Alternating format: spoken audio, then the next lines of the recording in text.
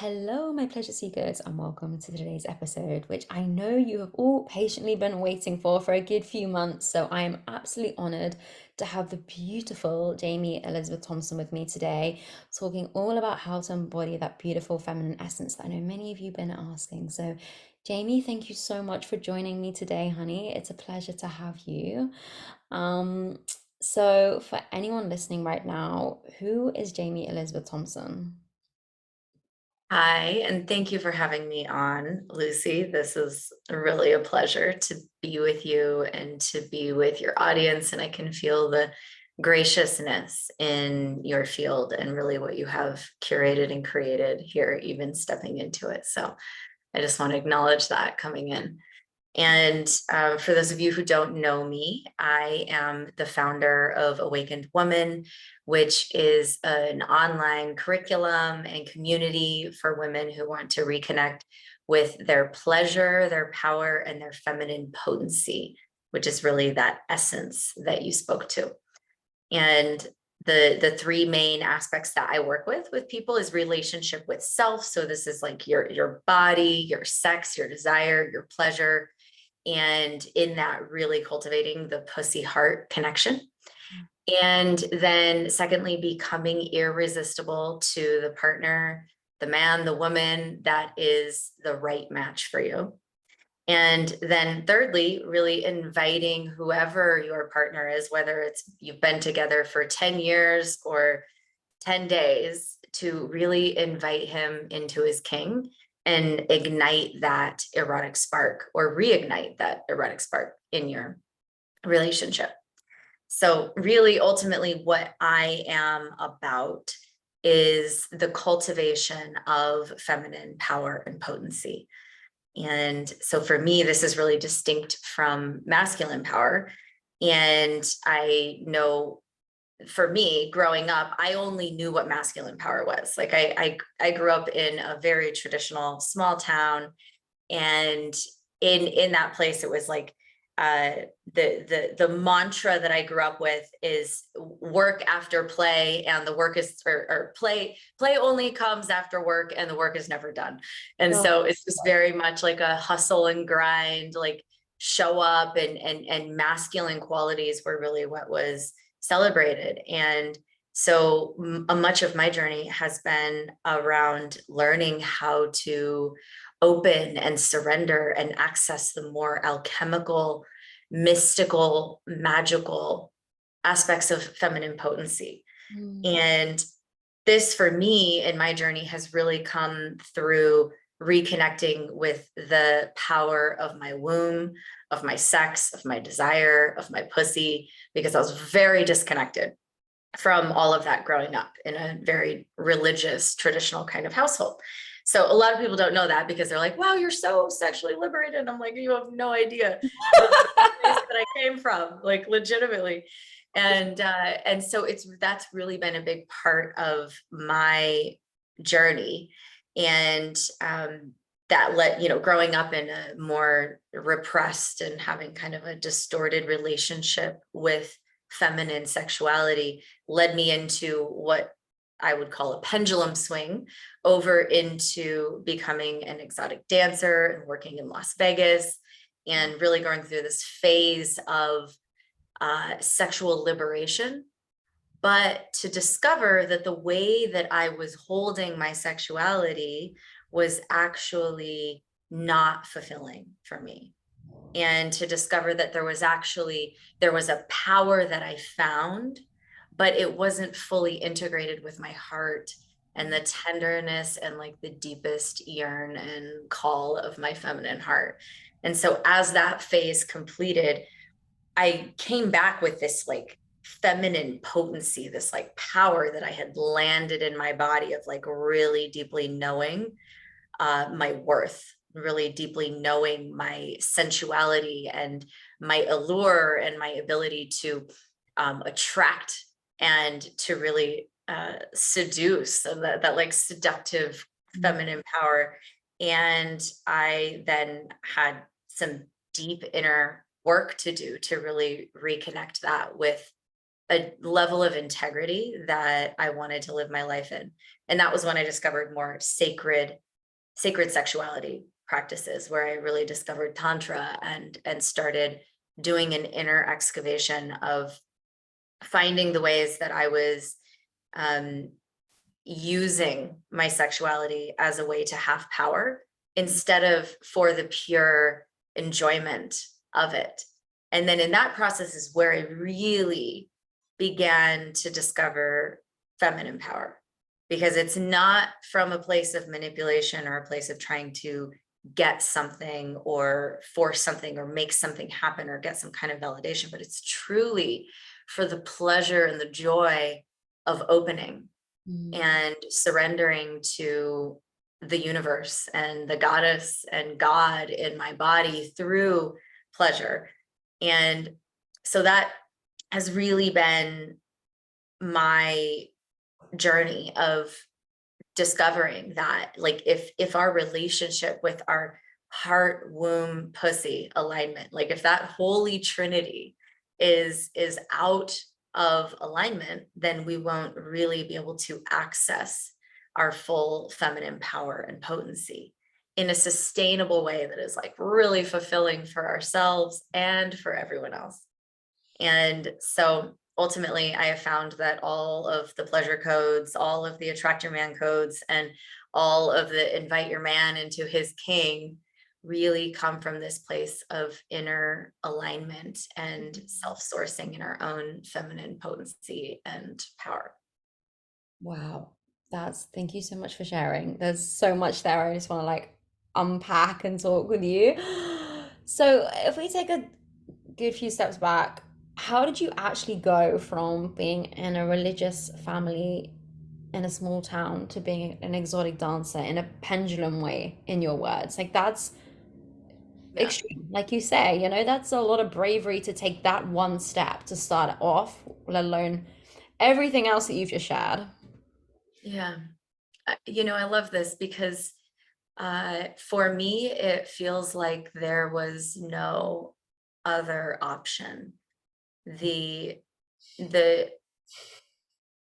box in which I was raised inside of is exactly the correct constraints for my soul to realize the liberation that I came here to experience in myself and then hold for others.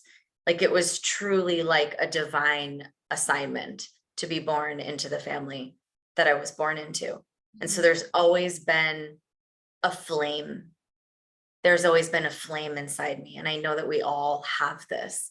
And I believe that our souls choose our life and our family before we come in. Yeah. And if we are these magical, mystical women, then there's always an initiation that we must go through in order to discover that.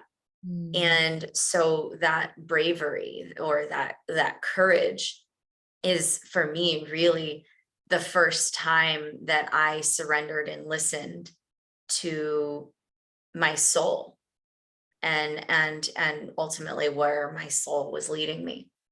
And so it was absolutely a trust fall. And I've always had a lot of energy in my system. Like it was like I had a lot of energy and I was always rebelling. And I had a moment where I realized that that energy was either going to be channeled into destruction or creation. And if I stayed in a small town, it was like so confined. I was just like getting in trouble. Yeah. It was going to be channeled into just like wasting, spilling, Mhm. leaking, like not truly um knowing my power. And there was a part of me that knew that inside of sexuality is where I needed to go. Yeah. And I first had moved to California and I'd started studying personal development. Like I knew that I started studying personal development when I was 19. I'm 36. It's been a very long journey. I was always into transformation. I was like, Me too. because I knew that where I grew up was not inside of the good girl programming, inside of the religious obedience and compliance programming. I just knew that was not going to work for me. Mm. And so I started studying alternative ways of living and being. And that was just, I have a little bit of a mischievous rebel in me that's just always there, that just wanted to go all the way into the other side and see what it was like.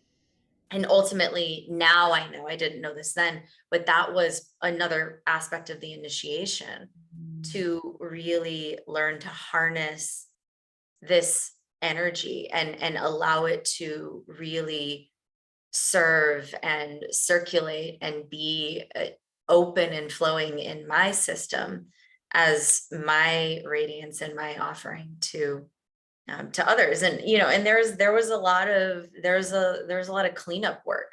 There was a lot of alchemy that I got to do coming out of that, right? It was like a step in the process. And then when you've experienced both ends of a pendulum, then there's this Mm. real wisdom that comes through finding the center. Mhm.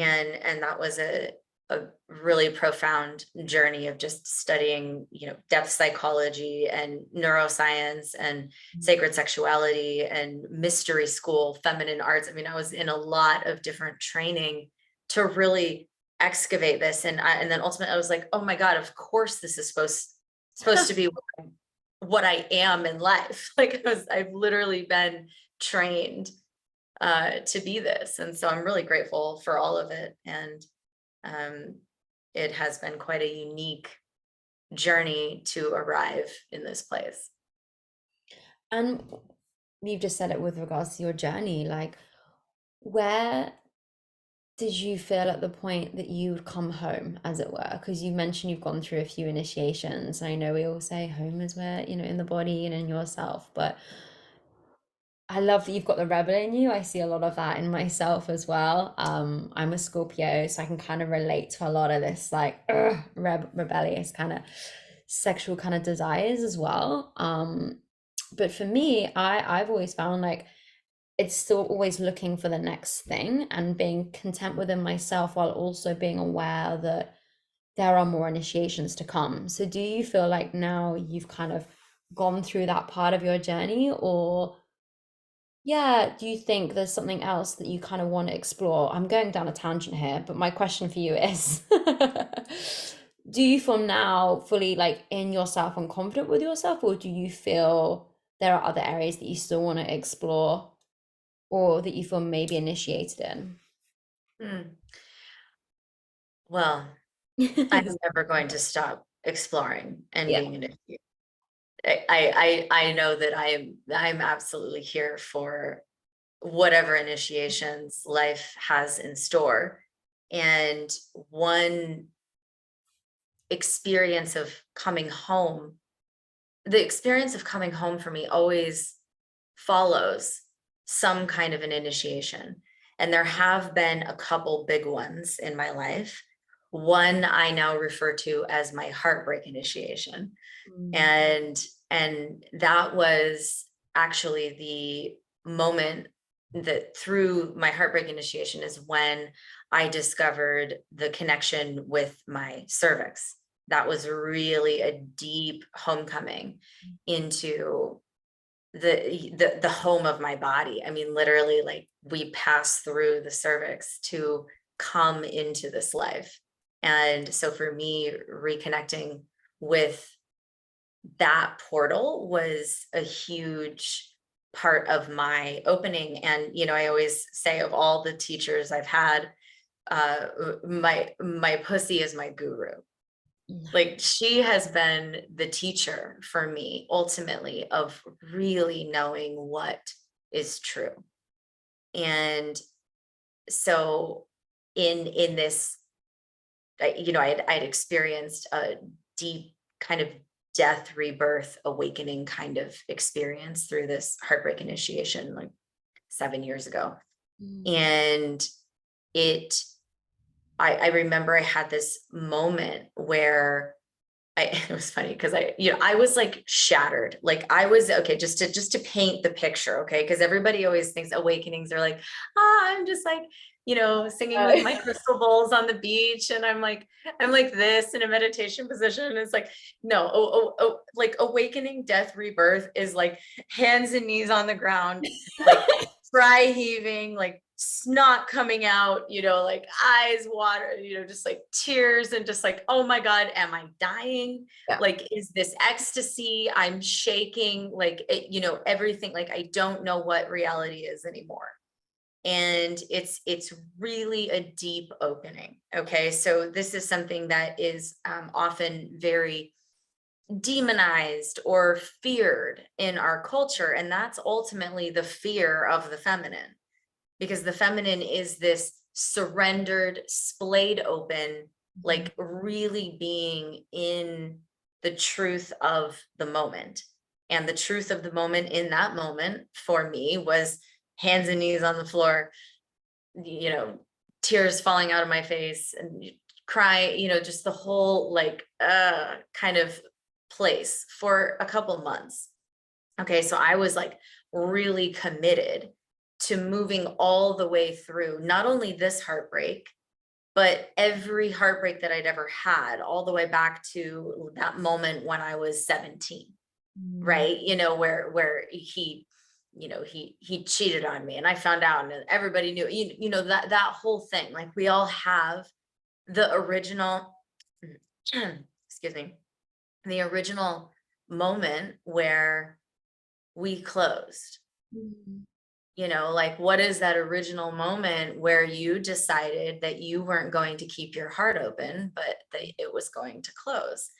And so this initiation was about reopening my heart again and allowing all of the power that I had cultivated in my lower energy centers, which is a place where almost every person needs to revisit, but to allow that to really come up and be purified in my heart and really reconnect these these places. And this was a deep coming home. I mean, I let go of everything during this time. Fortunately, I had the ability to hold myself through this process and basically cancel everything in my life for 2 months. And I stayed home and I was in practice and I was like meeting all of the deep shadows, meeting all of the places of protection and armor, and just letting myself shed, letting myself unfurl, letting myself open. And in that process, after about 2 months, there was one day where I heard my roommate having sex. And I was like, I am ready to connect with all of these places that I know I need to connect with, that I've been in process with, but through a different channel. It's time to really, the alchemy that I'd been doing was ready to open into greater pleasure. And it was like one of those moments where I just heard this and I heard the message. And the next day I had an invite to go to a game night. Mind you, I haven't like barely left my house in 2 months because I have been like going through this incredibly vulnerable experience. And when I went in public, I felt like an exposed nerve and like I was far too sensitive to actually be anywhere, which is funny because I was so armored previously that I could walk around in a strip club like some bad bitch that had no sensitivity. Right. So this was really the opening of my sensitivity. And I went to this game night and it was all, these were all the messages. It's like when you're really tuned in and open, it's like when we're receiving those messages. And it was like, go to this game night. And at this game night I saw this man and I was like, oh, he's going to be my lover. Like there's some kind of code exchange that's going to happen between us. And I wasn't attracted to him. Like it wasn't like a usual thing. It was just something that I knew. And through, a few times of like connecting and having this conversation, I really just brought this to him. And um, we began opening a lovership. And I was like, here's the deal. I've just gone through this massive healing process, and I am super tender and open and vulnerable. And for some reason, I trust you, and I just feel like we can be in this space together, and this was after, just a couple weeks of hanging out. Mhm. Um, and he was like, yeah, I can absolutely meet you there. And he's like, it's so funny because I had this astrologer. He's like, I never do that kind of shit, but I had this astrologer tell me that I was going to meet a priestess and Of that course. she was going to, help me open into something that I didn't know yet. And then he's like, are you a priestess? So it was just this really divine, bringing together. And we really did hold each other through some beautiful openings. And one of them this is my long kind of story to arrive to answer your question of coming home. And so one of the moments that I felt after this like chaos of being in this very expanded but ungrounded place, I Mm. felt like I came back home through the very tender, vulnerable, open, erotic connection with this man. And through our lovemaking, I had my first cervical orgasm. And this was the coming home of this experience. It was like it was like the reality, the veil, the illusion of reality tore open. Like it just tore open, like as if it was a film set, like in the Truman Show when he runs into the clouds. If you've all seen that movie, it's incredible. And he literally, it's like he thinks this world is reality, and then he's on a boat out in the ocean sailing to the edge of this reality, and he finds the edge.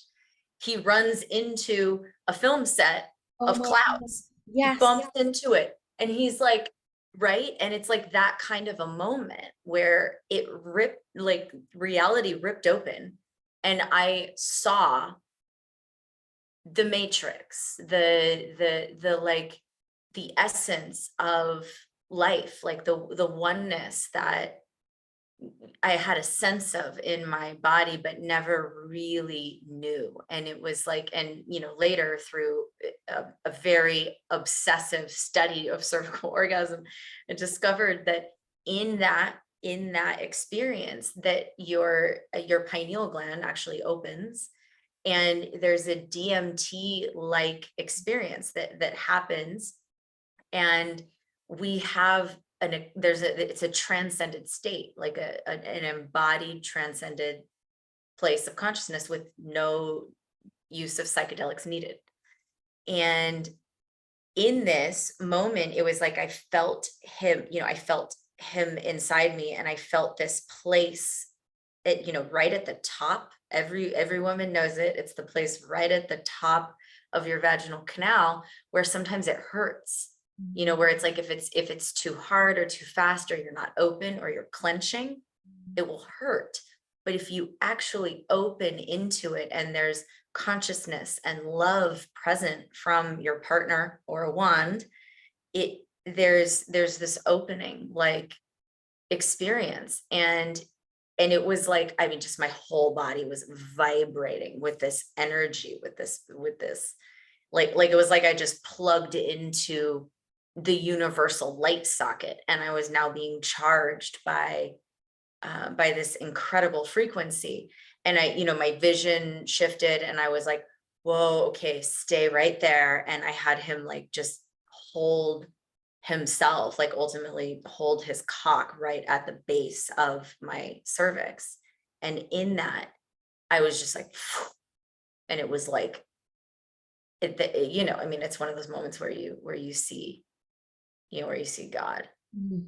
And I just sobbed, like just broke open in tears, but it was like tears of joy. I was like, oh my God, like, okay, I'm here. And it took 15 minutes to come back. It stayed, the energy stayed present, like a little microdose of that energy stayed present for like 24 hours afterwards. I was like in a journey. And this led me to, first of all, thank him for being such an incredible space and, masculine counterpart. And in my fascination with sexuality and sexual arts, I started searching and just studying, and then was like, okay, what is this? And that was where I found cervical de-armoring and began working with a teacher and working with a wand as a means to like really open this cervical portal and gateway. And that was ultimately where, coming back from that, is where I was like, oh, this is going to be the next iteration of my work and offering, is like, because I found that out that the cervix is also the connection point to the heart.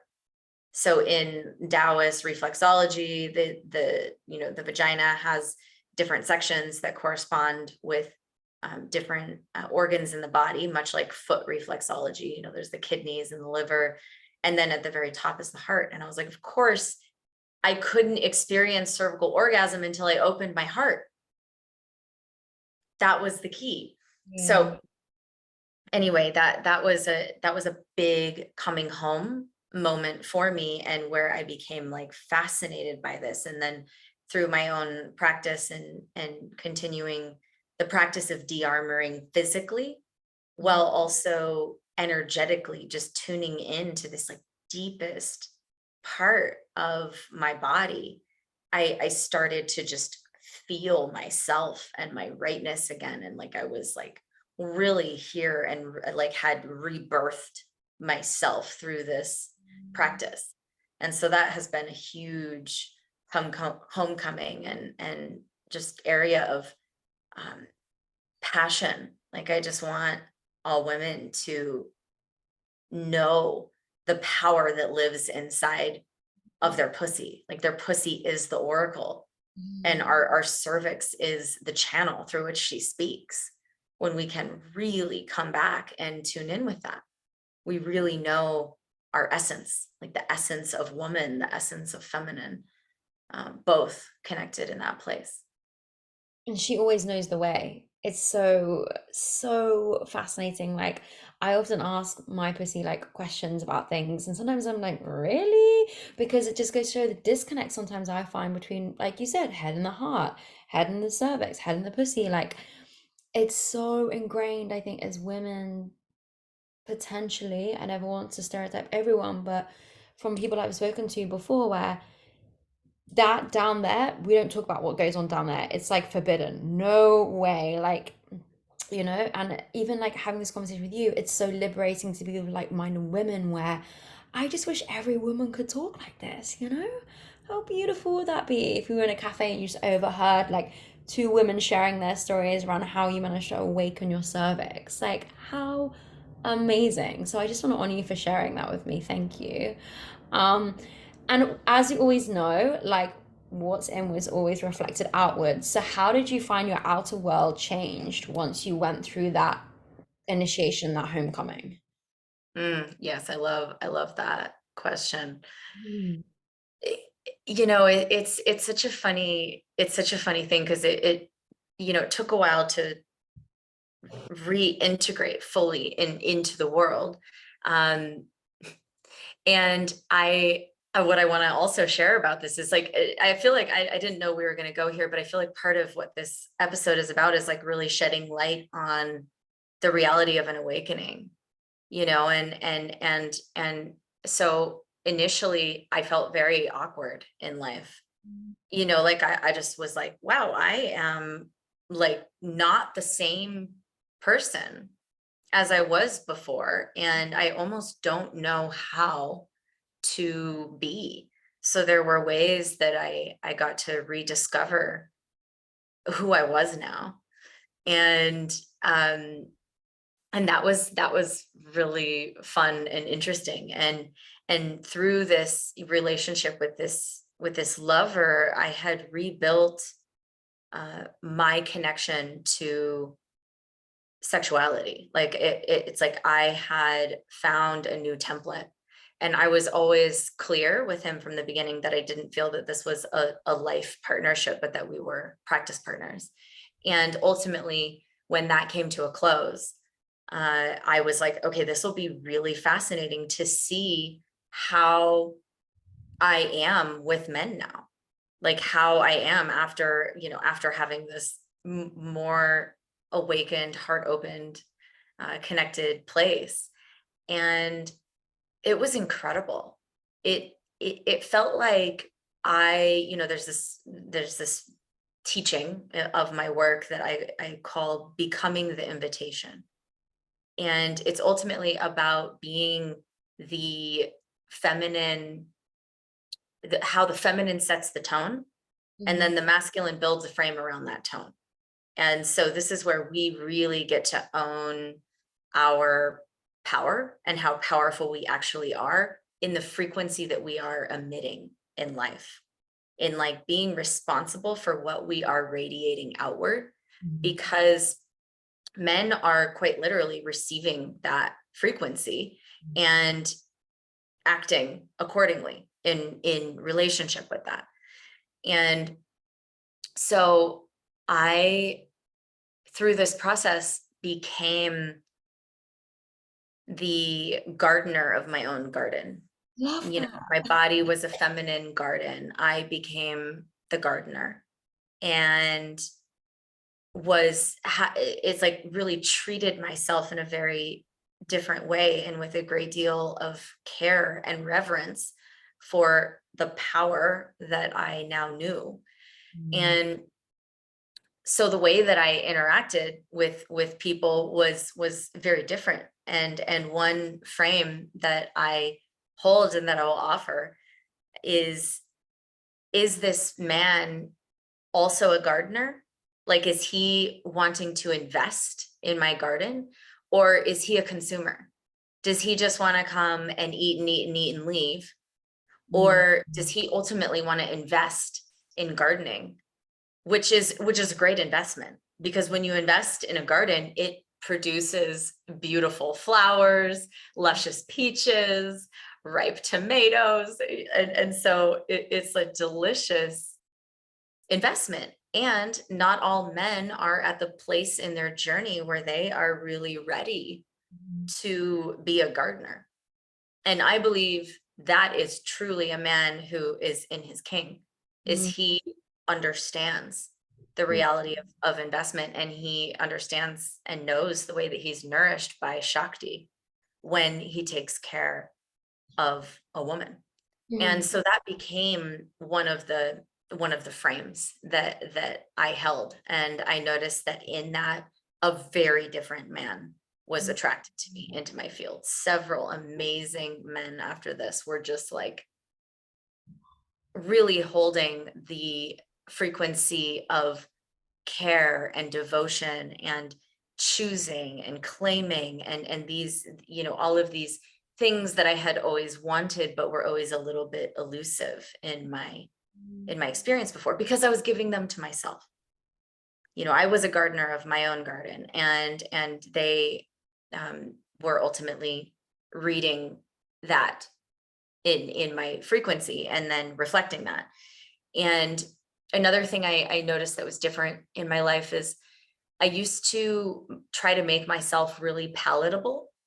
Like, this is, I think as women, we learn that we should be like a painkiller for a man. Like, they're in pain, they need something, we should be whatever it is that's going to like make them feel better. And I know this is, a very direct way of speaking to that, and that's the cultural programming. And so we make ourselves more palatable so that we can ease their pain.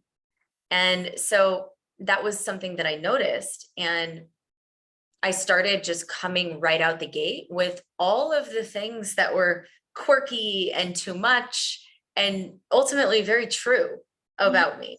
And, it was so funny because I'm the person that talks about the cervix at like a dinner party. I'm the person that talks about energetic attunement and orgasm, and like how to access transcended states in lovemaking. Like, I talk about that on a first date Yeah. because it's such a part of me that I'm screening for Mm. that. And so that's a big part of my work with women is to be really clear about what is important to you, and to embody it so unapologetically that a man who's not in alignment with that will just turn around and go the other way, Yeah. or he won't even make it into your field, Mhm. because your field is so clearly coded with Mhm. who you are and your values that he's either like, yep, she's the one, or he's like, not for me. Yeah. And it's just really clear. And then you get to choose. It's like the ones who are here for what you are like lining up. And then ultimately the feminine has the choice. Yeah. Just like when, in pregnancy, the sperm, there's a Yeah. bunch of sperm and the egg chooses, I was right? thinking. So it's like, this is actually the way that it works. And there's an inversion in our culture of that. But ultimately, the feminine has the choice when we can really embody in this way. Yeah. And when you mentioned, oh, I just love this. When you mentioned around like the attraction or the awakening, sorry, my dog is just barking. The awakening, the reawakening. I cannot begin to tell you how much I relate to this right now because I feel like I'm in the thick of it, which is why we wanted to do that shake at the beginning. So I'm almost like got chills when you said that. Because where I'm at the moment is everything's gone quiet, like you name it, everything. And you said you not destroyed, you like removed or realigned things. You name it, everything has fallen through. So it's really like fascinating to hear someone that, because I'm re-nourishing the garden, I would say, in your words. Like I feel like, but what I've noticed with men is that they've all gone like this. The analogy of like you're in the desert and there's that tumbleweed blowing past. Like there's the odd one creeping past, and I'm like fully showing up as myself now, and they don't know what to do. They're like, and then it's disappearing. And I'm going to a wedding tomorrow. And the only reason why I share this, because I know people will relate to this too, is that I'm like the only single one, 32, going to this wedding, really excited. But I'm going to be similar to you, talking about cervical orgasms, talking about like pleasure, tantra, and almost in a way, and I don't know if you feel like this, it lights me up that I feel confident to talk about it. And this is what the show's all about, encouraging women to show up and speak about what they want. And so, have you found that your friendships have changed as well now that you've ventured into this whole new garden? I can't wait to call it garden. Yes. Yeah, I have. Yeah. There's a great deal of shedding, and what I want to say is I didn't meet my current partner, Mm. who we live together. We're on the path of, marriage and children, and it's incredible.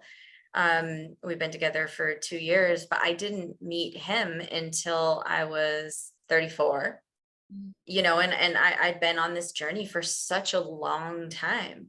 And there were, as I became more clear, like as my frequency became purified and clarified, I found that I didn't attract as great of a quantity of men as I did when I was trying to just make myself a palatable painkiller, Yeah.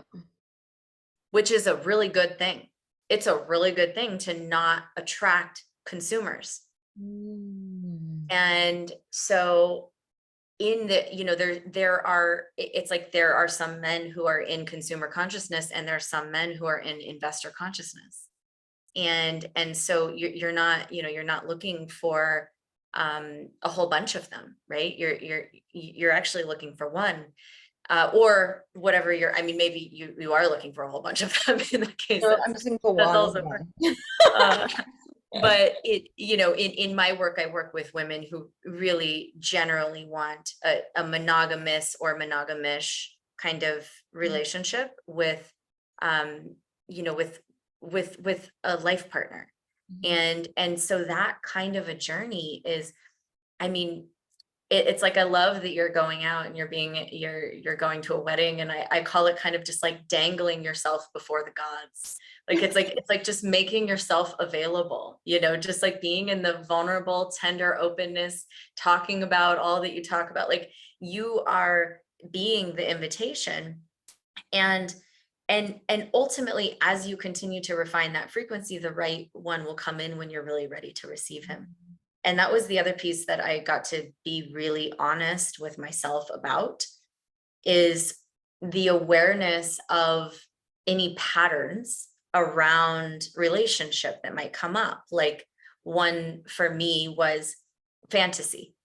I had this idealized fantasy of what a man, Yeah. that the right man would be, the knight in shining armor, the Disney fairy tale, and it's like I had this idea that Mm. actually kept me unavailable, Yeah. because a fantasy living in the feminine field sets the tone, it creates the emanation, sends the frequency of unavailability, because we are in relationship with a fantasy. We aren't actually available.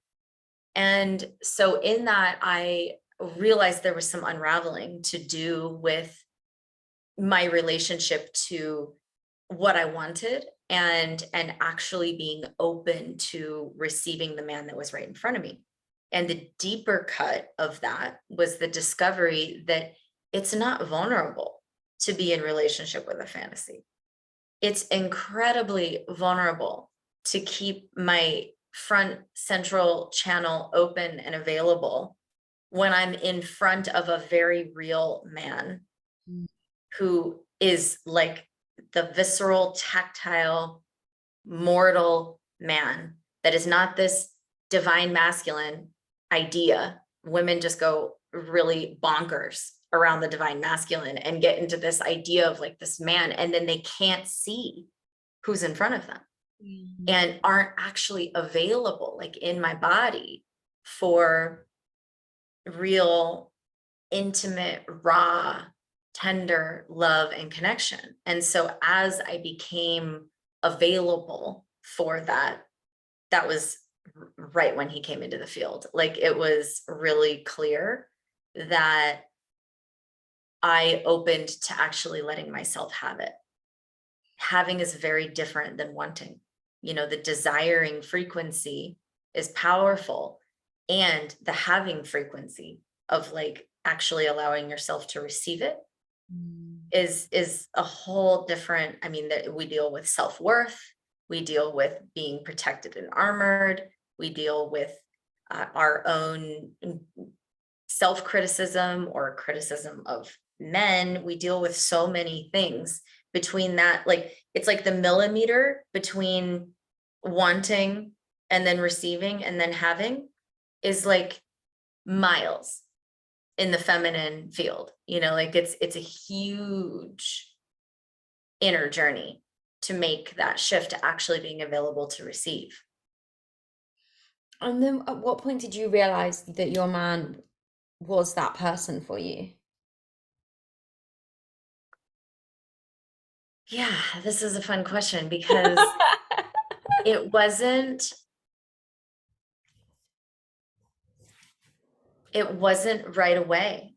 We Mm. didn't have this fireworks show of love at first sight. It was a slow burn. And how I knew was, I didn't have my addictive trauma bonding Mm. kind of fireworks show that I become familiar with. We all have to find what it is in us that is the pattern that creates the pattern history of relationships that we have that we no longer want. Mhm. Like that must be identified. And I'm doing this with women in a like an upcoming mini course because it's so important. I see so many women doing the same thing over and over again. They're in their same pattern and they're attracting another man and they're like, this one's different. And I'm like, but you're not different. Mhm. So your pattern is still engaged.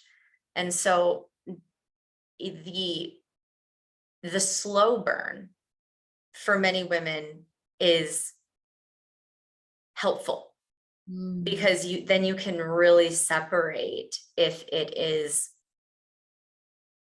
your patterns and your trauma that's bonding with this man, your attachment, or one of these kind of um, aspects of patterning that it could be, or if this is a truly divinely ordained connection of two people that are ultimately really compatible.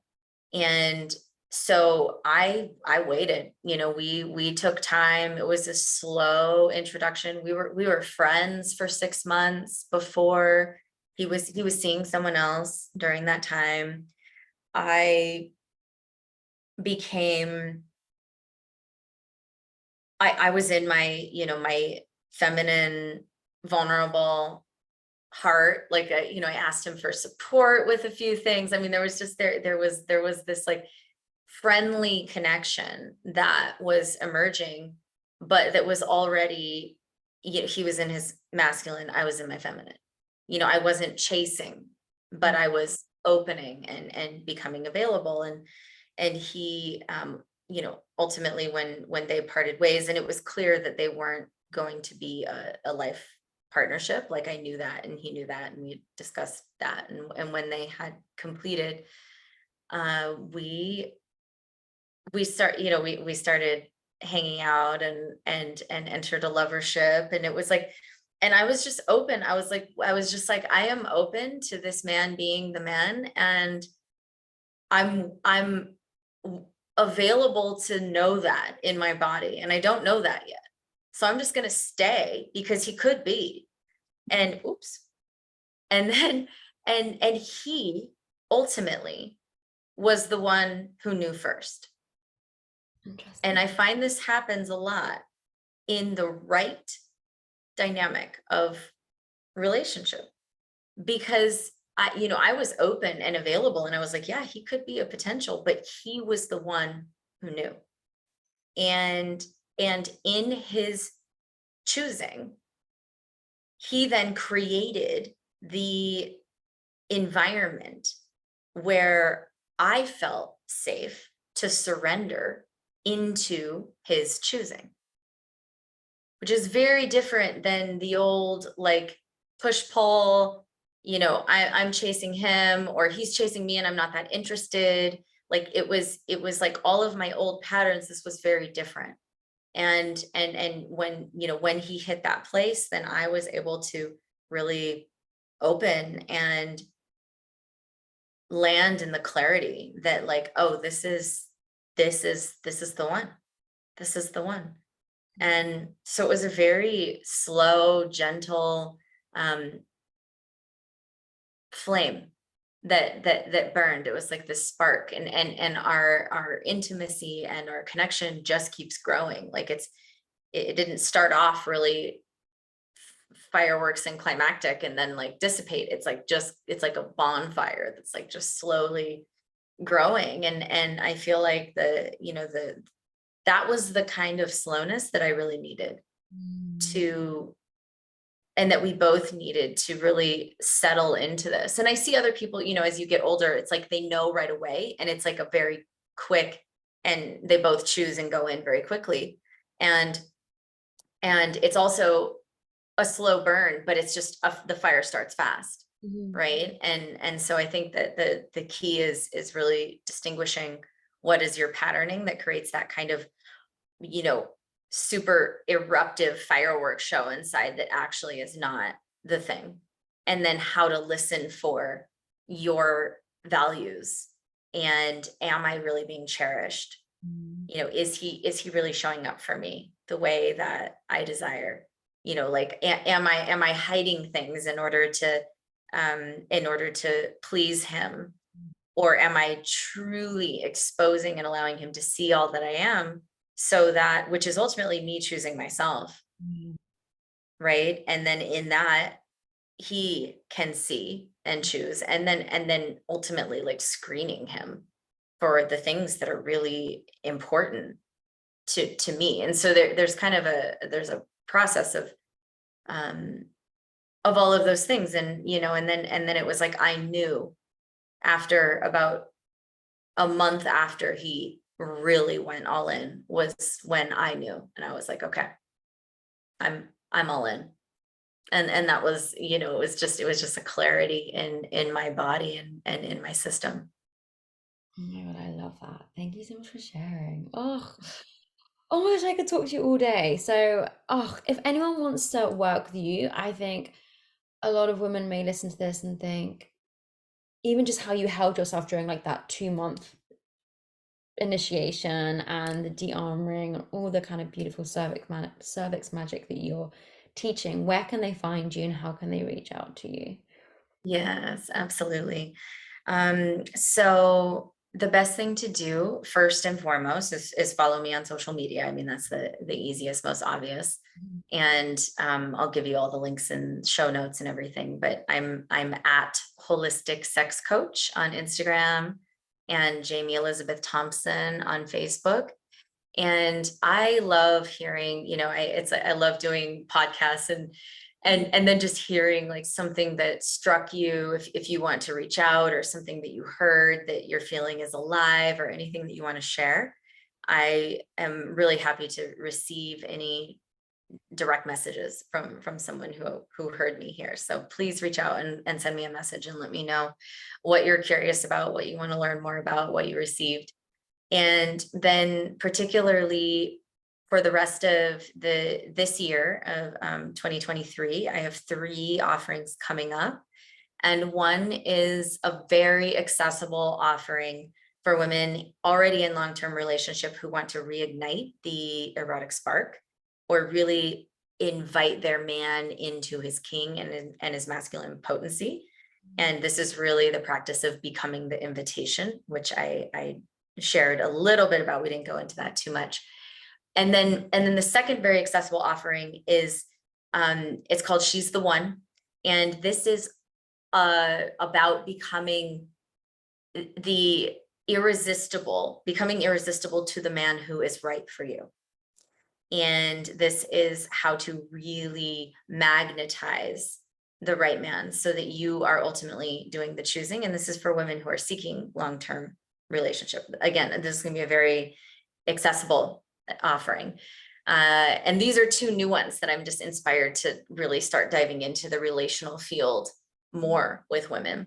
And then one of my signature courses, I'm super, super excited to hold again this year. I hold once a year, is Sex Magic Cervix. And this is a 6-week online live container that will be starting in September, October. And this is all of the cervical de-armoring practices that I learned in my moment of death, rebirth, awakening, that you can bring if you are in the middle of an awakening, or you are just wanting to open and unlock the full potential of your orgasm. You could be anywhere on the spectrum. And this course is really about learning how to access the full potential of your orgasm and what's available in cervical orgasm specifically. Um, and so I'm really excited to offer that. And then most importantly, to really be able to stay connected to these things as they come out, I would recommend uh, joining my email list, because I always offer everything before on email list. And if you join my email list, I also offer a free training on feminine allure and becoming and really activating your organic feminine attractor field. So that's awakenedwoman.life/sign up. And so I'll give that to you for the show notes also. But yeah, if you want to just like the community incentives and really have access to all of my stuff before I share it on social media. And honestly, there is some stuff that I don't even share on social media that is that you will receive if you're on the email list. So I really recommend signing up for that. And then if you want to just like, dip a toe, go a little deeper into some of the transmissions on, I have a Telegram offer that is super affordable, $9 a month. And that's just like going deeper on my content. So it's like just a way to kind of like come be in the field and receive early the early enrollment incentives and other gifts and things in the field. Oh, you have so much to offer us. Thank you so much for sharing. Oh, I'm so excited. Okay, well, thank you, my love, so much for joining today. Yes, and for anyone listening, I'll include all those beautiful pieces from Jamie in the show notes. And for now, thank you for listening, and I will catch up with you all next week. Sending you so much love. And Jamie, thank you so much for joining today. It's been an absolute honor to hear your story and for you to be so vulnerable and yet so determined to teach other people in the world how to tap into their heart and their pleasure. So thank you so much for the work that you do. Thank you, Lucy. Thank you so much for having me on. It was a pleasure to be with you. Oh, you're welcome, honey. Thank you. Ah.